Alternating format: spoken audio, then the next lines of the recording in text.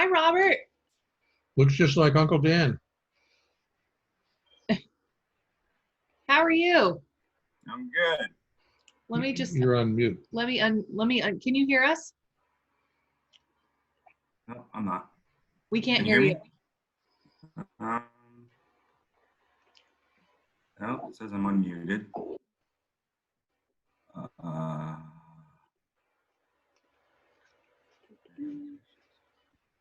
No, it doesn't say I'm muted. Let me see. You still can't hear me? Oh yeah, there you go. We can hear you now. Okay. All right, there we go. Hi there. How are you? I'm great. How are you? Where are you, Robert? I'm in Washington State. Well, welcome. Well, thank you. Yeah, we do. I found you guys a couple years ago. I'm a realtor up here in Washington. And so I have your herb boxes sent up to me, multiple times a year. And I give those out as closing gifts to all the clients. They absolutely love them. I thought it was a good fit because I'm a McFadden as well. Right. What's that? It comes from your herb farm. Yeah. Yeah, they're excellent. And everybody says, well, you have a farm? I said, well, of course I do. Doesn't everybody? All McFadden. That's right. That's right. All McFaddens do. Okay, we've got Peter and Karen here coming in. We've got more folks joining. Good. This is my daughter, Ann Fontaine. Hi. Hi, Fontaine. She's called Fontaine. And this is my friend Judith Bailey, who is camera shy at the moment. Hello, Robert. And that's Peter DeLacy. Hey, gang. Excellent. Hey, Guinness and Fontaine. So behind me, I've got Karen, Kate, our son-in-law, Dustin, and Eamon's girlfriend, Catherine. Eamon's too young to have a girlfriend. That's what we say too, Guinness. And we have here, besides Fontaine, we have the lovely Judith. But she's behind the camera. Or Hey, Judith. Hey, good to hear your voices. You can come around for a cameo anytime. And we're waiting for some other people to join us, or Yep. We've got some more people. I think, Catherine. yeah. That's a friend of Peter and Peter's. Karen's, right? Yes, so you have Kate registered and you have Catherine registered, but we just figured it's pouring rain here, so we're all inside. Oh, perfect. You're all in the same room. Great. We're all in the same room. And They'll be passing me questions, and I'll be fielding all of their questions and passing them to you. Are you practicing social distancing in your home then? Yeah, we are. We're 6 feet apart. Wow. Catherine 6 feet apart. Kate and Dustin 6 feet apart. Okay. we're not. We're very close. There you go. But it's a much prettier view tonight behind you than last night. I'm just saying. Well, last night it was really hot, so we decided to stay inside. Now the only problem would be the noise of the irrigating pump that we're irrigating our beans, but apparently it doesn't have a problem. Kyle O'Malley. O'Malley. Who's that? Someone named Kyle O'Malley who's joined. It looks like their video isn't on yet. And they're connecting to audio. Okay. So we're just getting set up. This is so cool. This is our second time at it, Robert. We did it. This is a great idea. I was thrilled when I saw it. Yeah. Good. And we'll be doing it again tomorrow with the Rieslings. I saw that. And then we had a request to do it for the Brut, so I think we'll do another series with our Brut and our Brut Rosé, which are delicious. Yeah, that'd be fun. I use that a lot for the closing gifts as well. Yeah.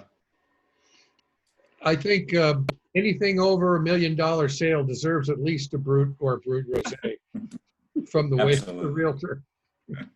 Absolutely. And we'll charge you double Everything so you'll deserves know how important it is. That's right. That's right. There you go. Accidentally left the prices on the bottle. Where do your McFadden's come from originally? I'm originally from Wisconsin, and I think when we first emigrated, they came to Pennsylvania, and then ended up in Wisconsin. My side came to Bethlehem, Pennsylvania, Uh-huh. and there's still a bunch of them living there.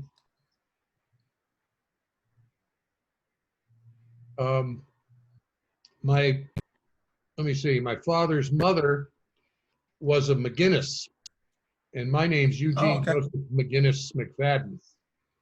Huh. Just rolls off the tongue. She had a bunch of brothers and sisters. 3 of her sisters were nuns, and Agnes, Aunt Nellie, and Alice.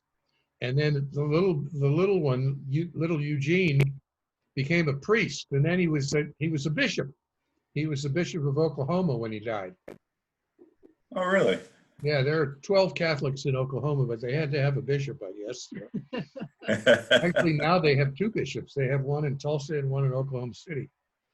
And there's a high school named That's amazing. in Oklahoma City. Yeah, where we're at out in Washington, I'm in a rural part of the county, and just south of us is a little twin city, and one of them's called Chehalis. And Chehalis, I found out after we moved here, was founded by Obadiah McFadden, who was the first judge of the county. And they've got a McFadden Street, McFadden Park. There's a McFadden log home, which is the longest continuously occupied log home west of the Mississippi. Wow. Wow. Interesting. I know. I'm waiting for it to come up for sale so I can pick it up. Yeah. That's pretty fun. Yeah, it's pretty cool. We also have, hi Kyle, how are you? Hi everybody, I'm Kyle. Oh, and he's behind the bottles of wine. Hidden Yes. behind the wine bottles. Where are you calling from, Kyle? So Dennis, I'm calling from Flagstaff, Arizona. I'm here with my wife and my father-in-law. We're going to be tasting together. We actually met probably 6 or 7 annual membership parties or member parties. Yeah, like the wine picnic in the summer, I think. Right. It's very close. I had a lot of fun. Well, we're going to have it again in the end of August this year. Are you? Okay, good. Yeah. Classmate of mine from college was from Flagstaff, Bruce Babbitt. Oh yeah. Did you say your friend? Classmate. Classmate, yeah. College but, classmate. you know, you can't swing a dead cat around in this town without seeing a sign that says Babbitt this or Babbitt that. And I think a dead cat's probably the best thing to swing at my old buddy. Yeah. Yeah, they're I mean, Babbitt Ford, and yeah, you just see their name. They got their own, major street here and everything. Speaking of famous last names, they're the famous family in this town, that's for sure. When he was running for president, I got a call, and my office manager said, Bruce Babbitt on the phone, and I said, oh, okay. And she said, you know Bruce Babbitt? Yeah, I said, I went to college with him. She said, what does he want? I said, guess what he wants? He wants money. So I picked up the phone and I said, Bruce, how are you? And, well, just a second, Governor Babbitt will be right with you. And he came on and he started reading me something from a little index card. Dennis, we're almost over the top, and I'm just calling 1,000 friends and try. I said, are you reading that?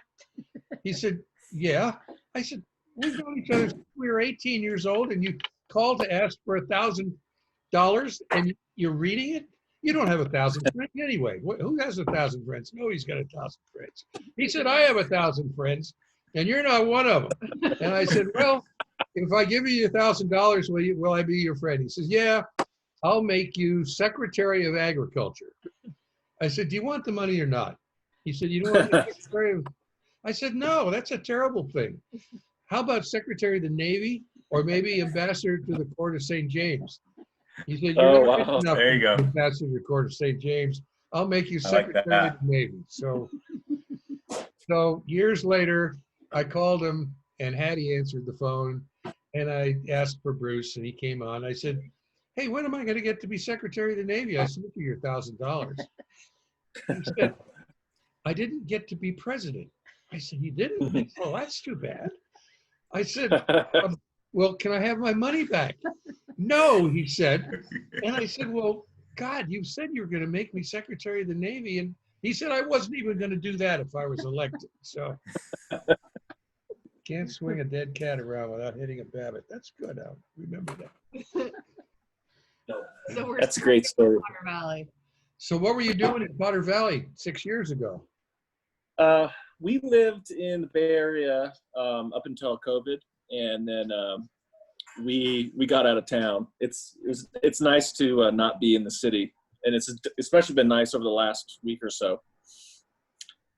So our family. We have a friend who lives in Ukiah. Yeah, we have our friends who live in Ukiah are members, and they introduced us to the winery initially, and that's how we sort of got involved. And I had such fond memories of it, and I got the email about this wine tasting, and it said you were going to be there, and thought, you know what, now's my time. That's what I'm doing that Friday. That's my Friday.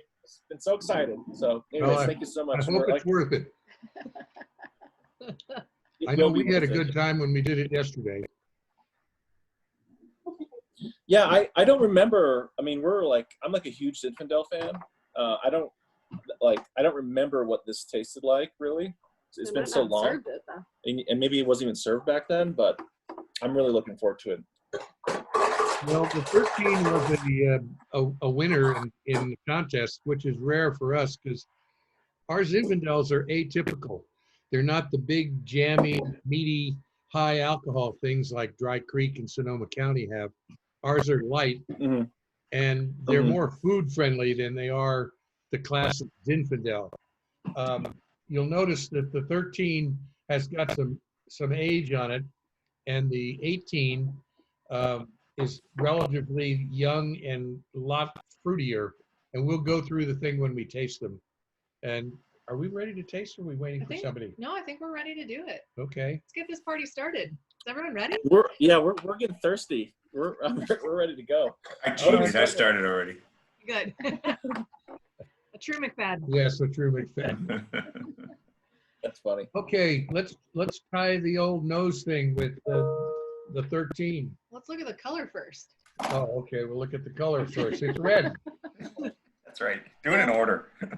It is lighter. I don't know if you can kind of see that on there. This is the 13. Yeah. This is the 18. You can see that the 18 is a little bit more garnet and a little thicker, and the 13 is a little edging toward kind of more of a ruby color, and it's a little more pale. But our Zin was never big, just like my dad said, they were never big and jammy to begin with. So it's gonna kind of always look a little bit more like a Pinot on the color spectrum. My 13 and 18 are distinctively different in color. And 13 shows your classic age, but I mean, there's no mistaking the color between the two. And the cork is good, I'm sure. It's just what happens in the bottle. Everything can be perfect. It is, and the flavors are great. Like I said, I cheated, but the flavors are good. So the wine's great, but there's a definite distinction between the colors. That's so good. Yeah. I think the 13's got a sort of a more fragrant nose too. Mm-hmm. Yeah. It's really perfumey and floral and beautiful, and there's a lot of cherry on the nose, and really full. It's a really beautiful nose on the 13. Mm-hmm. What are you saying, sweetie? No, I was saying I'm sort of catching roses when I taste it. Yeah, but there's a rose bush right over there. Those roses. That's cheating. No, but no, it's just also, it seems to be flavored by roses too. It's amazing. Definitely perfumed, but there's also, I get a little pepper on the nose in the 13, which I really enjoy. And then the 18 is, I would say I find it to be more fruity than perfumey. There's more cherry, less of that kind of floral thing going on in the 13. And now the fun part. Now we The taste tasting. it. You can notice in the 18, there's a little brownness around the edges, sort of like a Pinot Noir. And that comes from just being older. Mm. Whereas the 18 doesn't have that yet. So do you think your Zinfandels typically are reach their peak maturity at 7-8 years, or what would you say? Because this is 7 years and it's beautiful. Yes, I maybe 10. We don't have a library. We usually sell everything and we don't have anything left over. We've had some pushback from a distributor, one particular one here in Sonoma County, who says that his customers like the 18 because it's fresher and, you know, newer. So we still have a little of the 13 left, and people come into the tasting room, and I would say it's almost half and half, or maybe a lot of more people like the 13 than they do the 18, just because it does have more complexity, and it's more of a pure drink. It's a little more delicate though, and you know, some people just want that hit you over the head fruit, and Right. This one's just got a little more complexity and delicateness. I was really, when that distributor, we actually took back some cases of wine from that distributor, and we were all a little concerned, like, what's happening with the 13. But we tried it, and I think it's wonderful. I think it's distinctly different from the 18. They're really nice to try together, but it's still really good. It's holding up well. It has its fruit. It has structure and complexity. I think it has, you know, it'd be interesting to see in a couple years. I probably wouldn't go much past 3 years from it. Yeah, because kind of the finish has really softened a lot already, and Yeah. I wonder how much longer it would hold up. Mm-hmm. Right. It's a little hotter than the 18, but it's got a little higher in alcohol too. It's 14.5. We try to keep it under 14. The 18 is 13.5% alcohol. So what was the vintage like in 13 versus 18 as far as if they were freshly pressed? Would you compare that this was a heavier wine than the 18 was, or a lighter wine, or what do you think? I don't know. I can't remember the difference in years. Long time The ago. one time I really remember was 08, when we had 15 fires in the county one night, forest fires, and we got smoke taint, and we lost our Pinot Noir, and we lost our Riesling to smoke taint, and then there was 89. I remember that one. We got 4 inches of rain before we picked a pound of grapes, so we had a lot of problems with the vineyard, and I lost all my wild rice field because the wild rice went down with the rains. By the time we got through dealing with the vineyard, the rice was ruined. Makes you wonder why the hell anybody would be a farmer when they had the choice. I didn't grow up in the farm. I'm from New York City. Yeah. But it's a lot more certain than being in the ocean in the Navy. So maybe that's one of the reasons that it didn't bother me too much. But, What do you attribute the difference in the alcohol between the two wines then? well, to me, the 13, which is 14.5, alcohol is a little hotter than the 18. The 18 is 13.5. 13.5. 13 is 14.5. Yeah, so the Yeah. 13 is higher. Yeah. But I think he's asking why that happened. It could have been that the grapes were a little riper, which is Zinfandel's usually one of the last ones we pick, and it's usually a race between us and the bears. The bears love that stuff, and they'll go in and they'll eat it, and they'll sometimes knock down the vines, which is the ultimate negative Not good. comment. But it's Zinfandel. You think Zinfandel, the old Italian varieties, it's the most tricky grape we grow, except for maybe Pinot Noir. So far as you can have a bunch, and you can have one berry on one side and it goes 24 sugar, and another one on the other side is 17, and it's still green.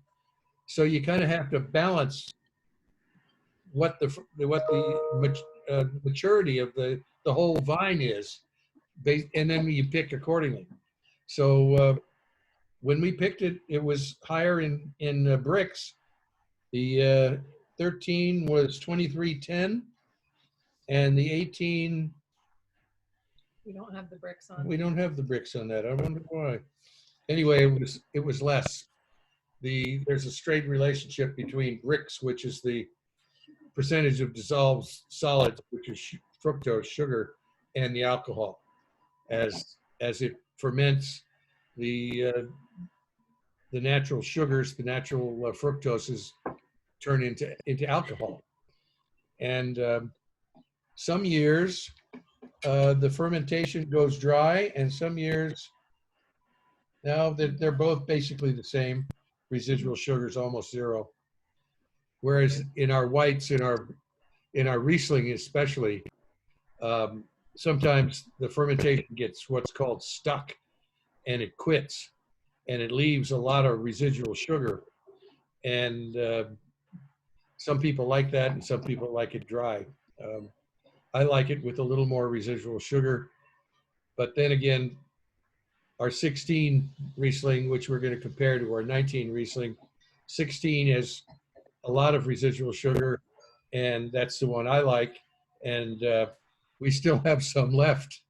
Whereas the 17, which was dry, is all sold out, and the 18 is all sold out. So obviously, people's tastes aren't the same as mine, and I can't force it on anybody. We'll just drink all we can of the stuff we like. I have one friend who's half German, and he just loves the 16 because it reminds him of stuff back there. Alsatian. Yeah. So have you seen over the years then that has changed, that people used to like it more with the residual sugar and now have moved to drier, or have you seen it? Has that been the trend? That in the past maybe they would have preferred the 16? One of the other things too, we've been selling to an outfit called Chateau Montelena. They're out of Calistoga, and they're a famous winery. They've been buying our Riesling for 30 years. And they, in the last 10 or 15 years, do not want any botrytis, no rot. You know, there's good botrytis, that's the noble rot, but that's the taste that they have decided their customers don't want. So we've had to farm the vines differently. We've got about 14 acres in 2 different blocks, and we pull a lot of leaves and make for a lot of more air drainage and have a little more model sunlight. And we've succeeded in eliminating basically all the botrytis. I mean, some years when it rains, like 2008, it rained. We have a bottle of late harvest, but it's a decided niche thing. Mostly the drinking public likes what's called a dry Riesling, but even when it has virtually no residual sugar, you get the fruit. You get a lot more fruit in it than you would in a Chardonnay or a Sauvignon Blanc. And except in Texas, they like it sweeter, right? Yeah, Texas. Texas. Well, that's another story. What do you guys think about the 2 reds? Do you have preferences? What are your our comment here is, you know, we opened these about 45 minutes ago, and we're noticing a huge change in the 18 in the 45 minutes that it's been open. It might be because we've been drinking steady for the 45 minutes, but we're really loving it now. Thank you, Karen. When we tasted all of us, there's 5 of us here. When we tasted the 13 first, we thought, oh, that's the one we prefer. But, you know, as we've been talking, we've been muted for the last 5 minutes. We've been saying, wait a second, the 18 is really, you know, starting to be very interesting now that it's been open this long. Well, Peter, you better get another crowd to drink, because I get a feeling that bunch you're with now won't let it last long enough to mature. Maybe you should open 2 bottles at once and hide one of them. I know. I've got to talk to Fontaine tomorrow about ordering more wine, Guinness. Thank you for reminding me. You got it. So, but I do have a question, and I don't want to monopolize, other people, but I am sort of curious, Guinness. What's the 19? What's your prediction for the 19? Great. No, it tastes really good. It tastes really good. We were talking in the wine tasting, virtual wine tasting, Guinness. This is a chance for you to elaborate in more detail. Yeah. Really sing its praises. I think it's excellent to outstanding, and it only has a chance of getting better. It tastes really good. We didn't have any particularly bad cultural problems that we had to deal with. That's always an issue. So when we started the life of a grape, you start in the springtime. Well, first of all, you start in January and you prune. We prune basically the same way every year, and yet we have ups and downs based on other characteristics. Then we go through frost, which we frost protected 10 or 12 times this year. It got down to 27 one night, which kind of scared us, but we seem to have come through that all right. Then you get through into bloom, which I thought would be late because we had a late year because of the frost. 2 weeks ago, we had about a week of cold weather accompanied by rain, and it's not going to hurt anything really so far as rot is concerned. But the vines just exploded. They just loved this cool temperature. We've got internodes, the distance between the buds. They're normally like this. Some of them are like that. They were growing like 2 or 3 inches a day. And it hastened everything. And we wound up having bloom earlier. And we're full bloom in some of our varieties and past bloom in some of the others. So it's looking like an early harvest date. However, we still have the summer to go through. It gets to be 95 degrees or higher. The vines shut down and everybody just sort of sits and tries to weather through it.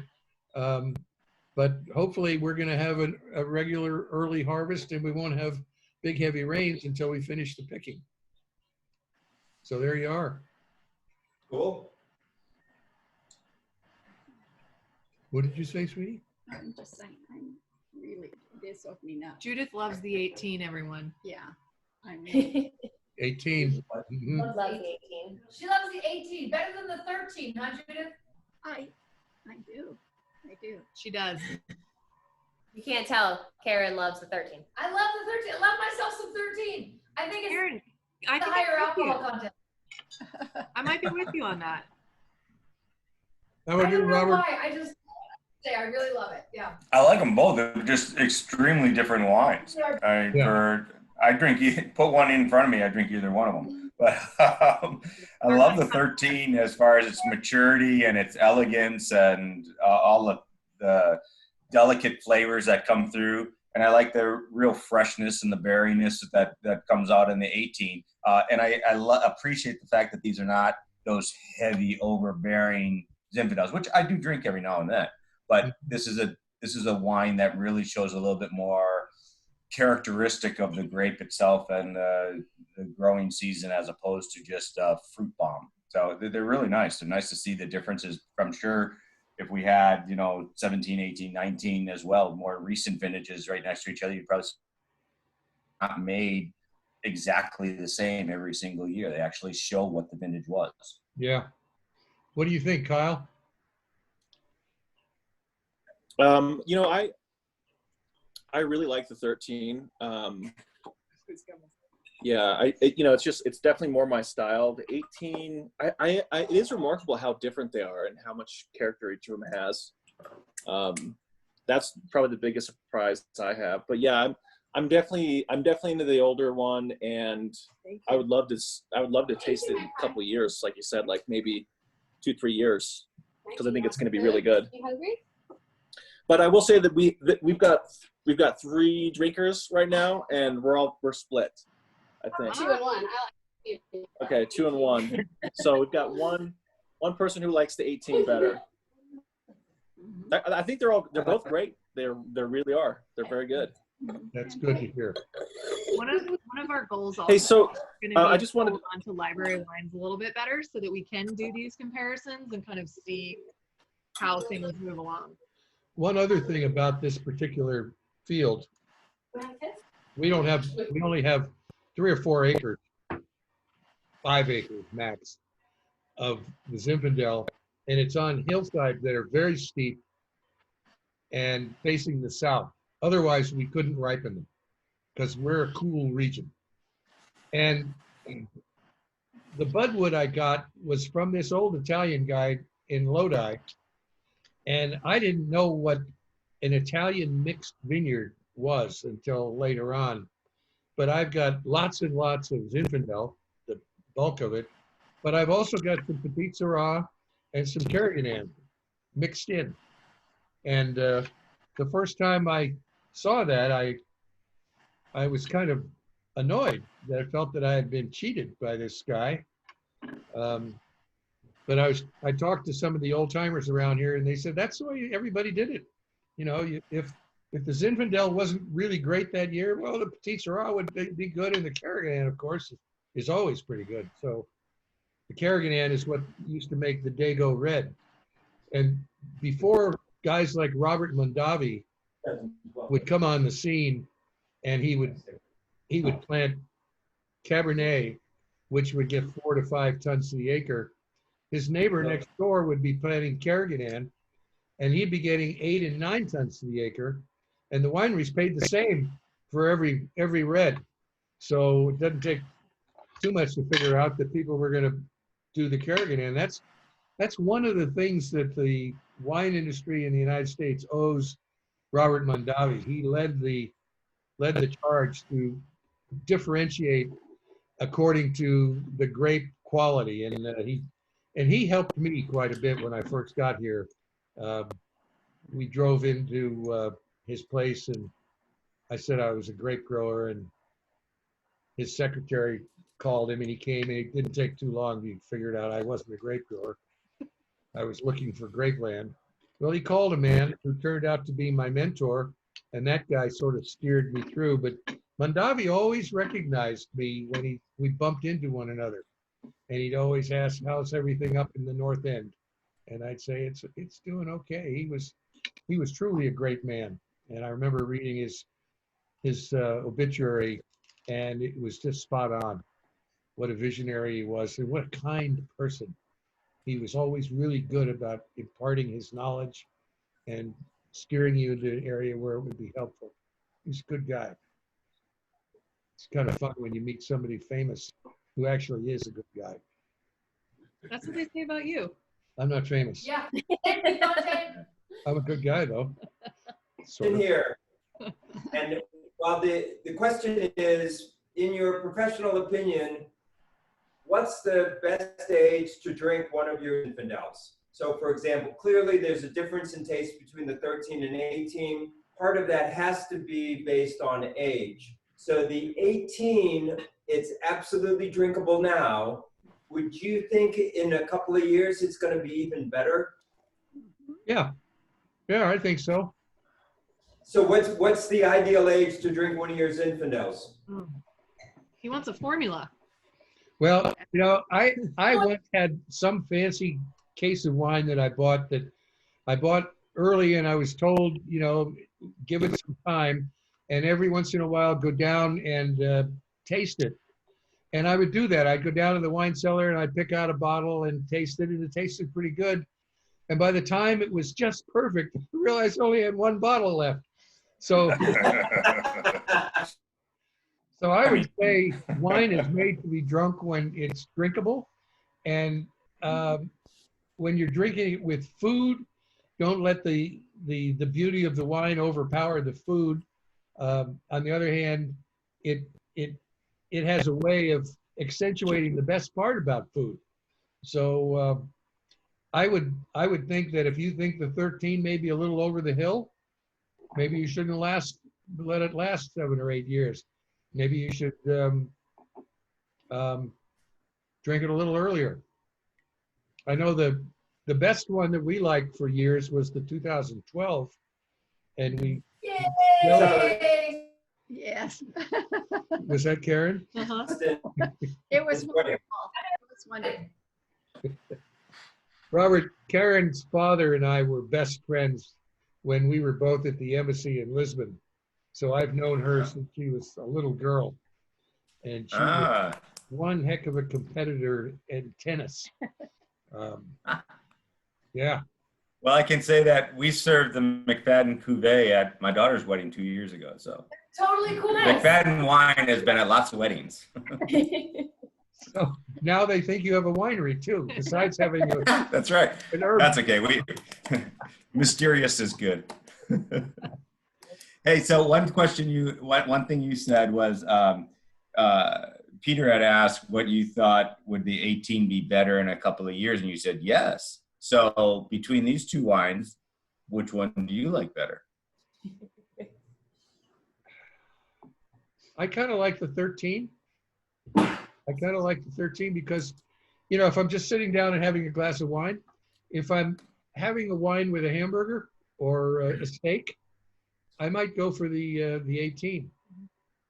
It's just a question of, you know, what you want. Mm-hmm. Now, what we're going to do here after a while, Judith and I are going to go down to sit in the yard and have a 2019 Sauvignon Blanc. That's the wine that we like to sit and just sort of, and I'm supposed not to drink so much so that I can handle the bottle that comes in after this tasting. Yesterday's call went for an hour and 40 minutes. Yeah, it was. So we really. It was really fun. Dipped into the wine, and I'm drinking. I'm knocked up, so I'm just having a child's pour. So it left a lot of work for him. Yeah, it was hard, I tell you. One of my classmates, tough job. Somebody's got to do it. Was on yesterday. He emailed us this morning, and he wants to set up a whole bunch of Notre Damers to do this.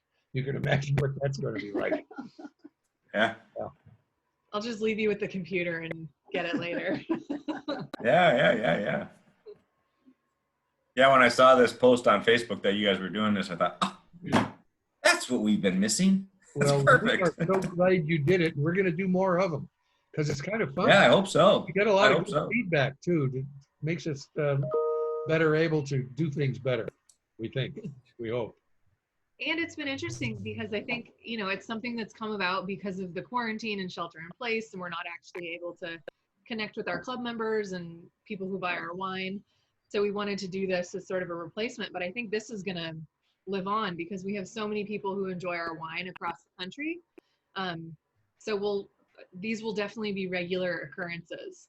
The next one to look forward to is going to be the Brut and the Brut Rosé. Although tomorrow's Riesling is going to be really fun because between the 16 and the 19 Riesling, there is a world of difference. Residual sugar wise. I'll bet. So I went into a bank today and it just sort of tickled me walking into a bank with a mask. There's a certain thing about that I kind of like. This guy went to the bank yesterday and they asked me to put a mask on. I thought, well, no, that's ironic. I'm going to repeat that. That's a great joke. Another off-topic Guinness and Fontaine. Arlington, Virginia wants to give a big shout out to your Brut Rosé. We love it. It's so popular here. Yeah. Well, we just picked up a bunch of it the other day and tasted it. And we're sending samples to all our distributors. And we will send you some too, free of charge, Karen. Not a lot of it. I can't believe it is I'm here. Say again? They sell the Brut Rosé at MacArthur, right? You guys have it picked up from a distributor out here. I've been to that place. In DC? Yeah. Yeah. We have Prestige LeDroit distributor in that area. We were at the old Ebbett too. The old Ebbett Grill. Yeah, we were selling there too. I think it was our cleaning by the glass. They do a lot of business, so that's good. That place is massive. And there's the whole downstairs club part. We got to go on the first day they put it on our menu and say, hi, we flew from California to tell you about your new wine. It was pretty fun. Cool. Yeah, it was great. The distributor Dog and Pony Show is a lot of fun.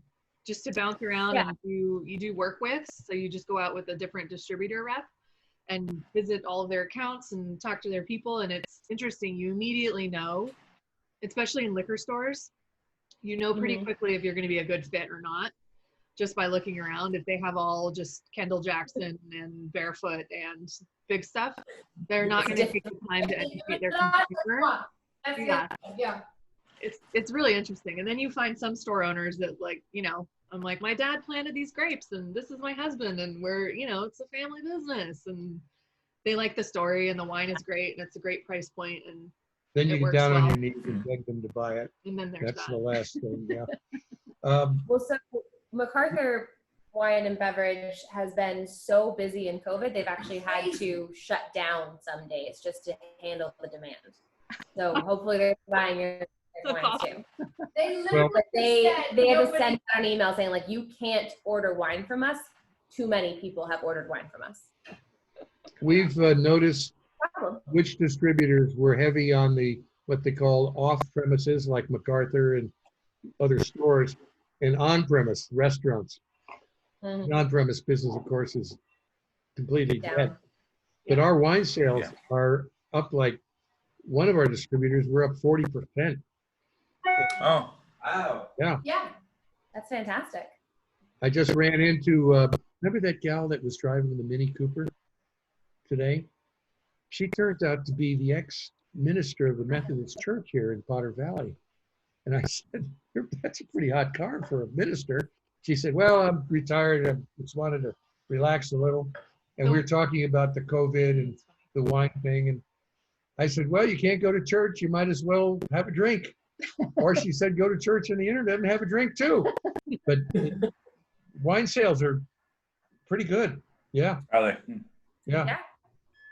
We're pleased. I think alcohol and flour have been, you know, really flourishing with everybody becoming bread makers at home and needing to drink a lot. Those are two industries that are doing pretty well right now. Well, what about toilet paper? Yeah. Oh, and don't forget toilet about paper. Yeah. Now the pulp mills are doing it. Critical sustenance, alcohol, flour, and toilet paper. It's really all you need. That's all you need. Who's coming tomorrow? Any of you? I can't. I'd like to, but I can't. I got appointments tomorrow. Well, we'll miss you, Robert. It was really great talking to you. I hope if you're ever down here, come by. Oh, next chance. I used to live down in Calistoga and was in the restaurant and wine business down there. And we go down once in a while to visit. So next time I got to stop by. Uh-huh. I got a good friend that owns a boat. He's up somewhere near Seattle, and they go out into the ocean. And I got another good friend who was a football player. We didn't like the football players that much. I was a wrestler, and we couldn't eat, and we'd have to go to sit at the training table with those guys. And then chowing down in front of you. Food, and they're eating a little lettuce with water. We couldn't have exotic salad dressings on it. And these monsters across the way, but, well, what the heck? If they graduated, I guess they're all right. They're smart enough. Oliver Floor, his name is. And he dated a girl from St. Mary's named Fran. So they were Fran and Ollie. And they're still Fran and Ollie, 50-some years later. That's great. And wine club members, too. Yeah. That's great. Yes. Now I'm wondering about. Any more questions? Any more questions? Mrs. O'Malley, Hello. how are you? No, but I've been enjoying just listening to you guys. Who are your friends in Ukiah that you come up to visit with?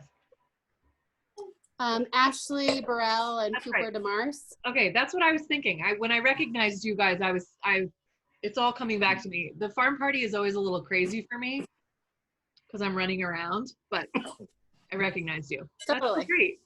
Yeah, we had a really good time. It was really fun. Well, the end of August, if you're traveling back up into California, why anybody would come to California, I don't know, but unless you're growing grapes. It's gonna be a Come little. back. It's gonna be a little different this year. Normally, the farm party is an evening affair, and we have a band and a dance floor and the big family style dinner. And Yeah. people can come early and swim in the river and pitch a tent, camp, and the whole thing is really fun. This year, just because of social distancing and everything. You think it'll be that way in August? Yeah. Yeah.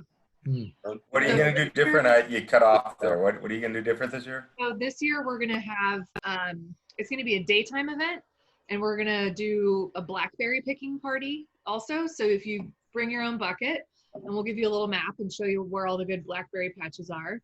And then there's a guy who's local in this area who has a mobile pizza oven.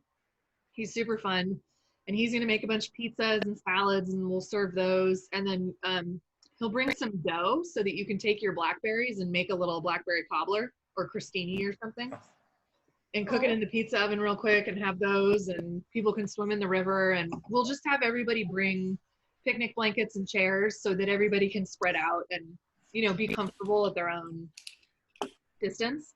So it'll be a little different, but I think it'll be really fun. And then I don't have to cook for 200. It won't cost much either. No, it might be the new normal for us. Once I get a taste of not cooking for all those people, I might like it. Leave it to the caterer. Right. It's fun though. And the wine will start. And we'll have the wine there available for purchase. So. And by then she'll be about 7 months pregnant, so I guess she won't be too interested in cooking. Yeah, potentially. There. Yes. Is this your first child? It is. Congratulations. Thank you. Pretty pumped. It's a little boy.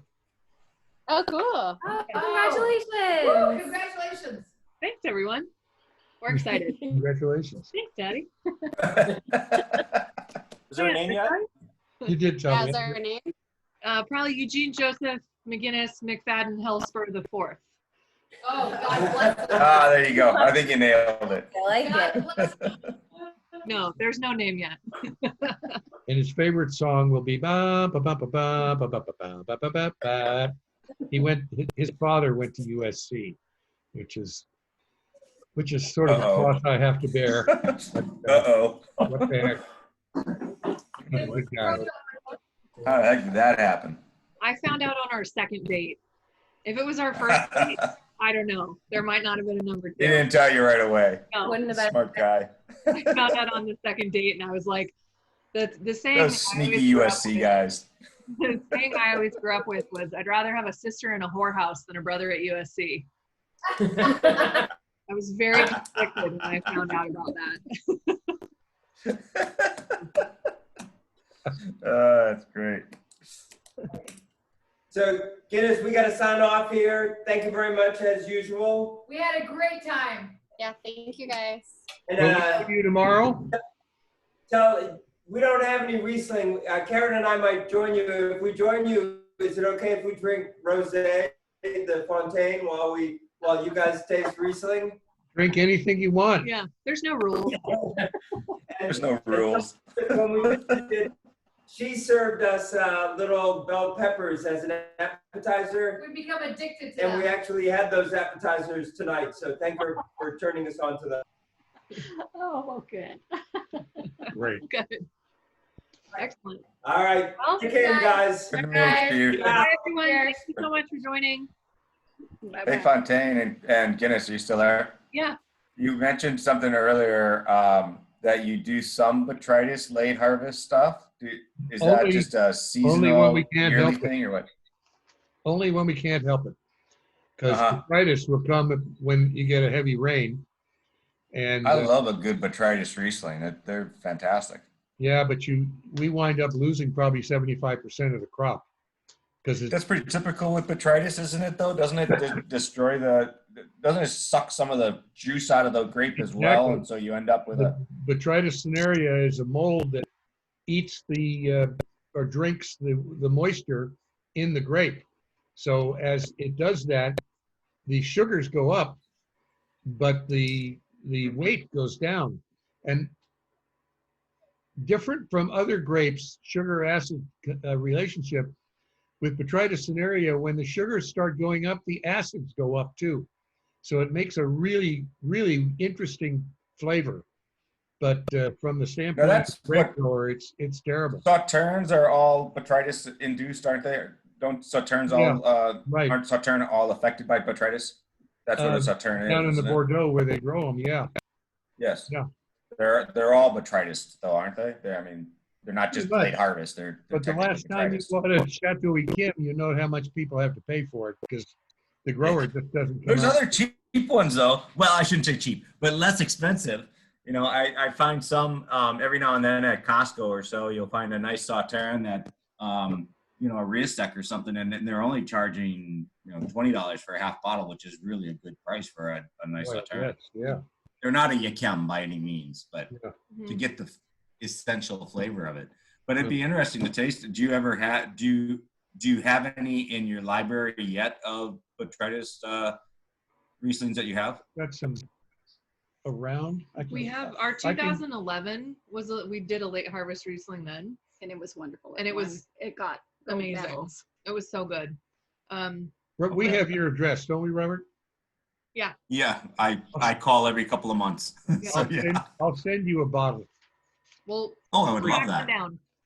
We'll track Oh, it you, down. you don't have to do that, but I'd appreciate it. I'd do it. Yeah, absolutely. Well, That's you brought great. it up. What the heck? You're a big fan. Well, there's some other things I want to bring up too. So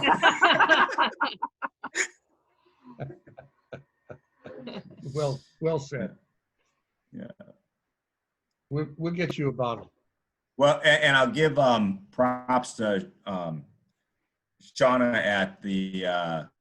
at your customer service who answers the phone for me every time. She's been fantastic. She takes such good care of me, and I just love it. Every time I call about every 3 months or so and order 6 or 7 boxes of herbs, and she's just great. She's a local gal in Potter Valley. Showed up here, I don't know, 10 or 15 years. 12 or 15 years ago, she's been with us. And threw her into the deep end of the pool and made her this office manager. And she's really been Well, she's doing a great job. really good. Really cares about what she's doing, and just a sweet lady. Do you grow your own herbs then too? I mean, do you have like a massive herb garden We that grow you're our herbs. growing, processing, doing the whole thing?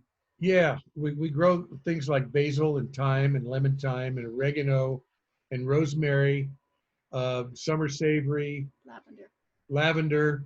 What we don't grow are what you call spices, and well, like chili flakes and stuff like that. Garlic powder. We used to grow garlic, but we don't grow the garlic anymore. This just isn't garlic country. I learned, not right away, unfortunately, but I learned that there are reasons why certain things aren't grown here. And it often has to do with somebody else tried it before and it didn't work. Yeah. But one of the same reasons that our wine is good is because of this diurnal temperature change, where it could be 95 at 4 o'clock in the afternoon. The next morning, 6:30, it's 40 or so. That keeps the essential oils of the herbs up high, just the same as it keeps the acids in the grapes. So what we try to do is do as little processing as possible. We just harvested a bunch of oregano about 3 or 4 days ago. And for days around my shop area, it's been smelling of oregano. I've been trying to That must be great. to get the leaves as big as possible, and we have to balance that with keeping it clean. So that's kind of a stretch. But we get to the basil, we definitely will have the leaves bigger in the basil, so that when somebody opens a jar of our basil and crushes it up, they get all this aroma coming, which may have disappeared if it had been cracked up. And when we put a basil in a mixture, though, we have to have the leaves smaller, because if they're different size and different weight, you have them separating out in the jar. So if you get an Italian blend that's got thyme and oregano and basil and some other stuff, it'll all be separated out. So we had to have it all the same. But then there's the added factor. We try to keep the heat down as low as possible. And one time years ago, we were selling to Sweden, and we got a call saying the basil is moving. And I said, the basil is moving? Yeah. He said, there are bugs in the top of the bag. So I flew over to Sweden, and by the gods, there they were. And I was freaked out. I said, oh, we'll take it back, like a 20-foot container. We took it back. Right. And I went to the ag commissioner here with some of these bugs. He said, oh, that's a tobacco moth. It flies around in your basil and lays its eggs. And when you harvest it, the eggs are still there and they come out after you've dried it and everything. What you got to do is raise the temperature to 120 degrees for about 20 minutes, and that'll kill all the eggs. So that's what we do. We keep the temperature low so we won't volatilize the essential oils, except for the last half hour. We jack it up. And jack it up. 120 Oh, interesting. Kill the eggs. And it makes for a better protein, too. The non-moving basil, yeah. Yes. That's great. Well, your herbs are fantastic. I've had rave reviews from everybody I've given them to. I know that they've ordered after I've given them the packages, and then they've made multiple orders. In fact, when I saw your Facebook post, I saw some of my clients were on that list, liking the post that you're doing the sign on. And the good. Herbs are a reflection of this wonderful climate we have. It's fantastic, and the flavor is fantastic. I used to be in the restaurant business, like I said, and I'm doing real estate now, but I did 27 years in Napa Valley and Seattle running fine dining restaurants, and the food and wine experience is great. And what you've done with the herbs and cooking and wine combination has been fantastic. We love it. Jesus, that's pretty elegant for a McFadden. That's wonderful. I don't know about that. You weren't of reading that from something, were you? No, but I'm almost halfway done with the bottle, so I mean, that might have something to do with it. Just flowing. Eloquence comes with the top of the course. Robert, it's great talking to you, and we'll get you that bottle of the 2011 late harvest. Be interested. I love it, and keep me posted on future meetings. I would really like to do it, and next time I get down in that area, I gotta stop by and meet you. Yeah, come up, stay over. We raised 5 kids here. We have lots of room. We love to do it. You a bottle of It'd wine, be a fun time. Careful what you have. Yeah, yeah, exactly. Thanks, Robert. And the next one will be the Brut and the Brut Rosé. Yeah, that'd be great. I have more Brut and Rosé in my wine chiller already, so oh, good. Anytime. Okay. I'm ready to go. Thank you. Hey, great to meet you. You guys have a great night. Bye-bye. Bye.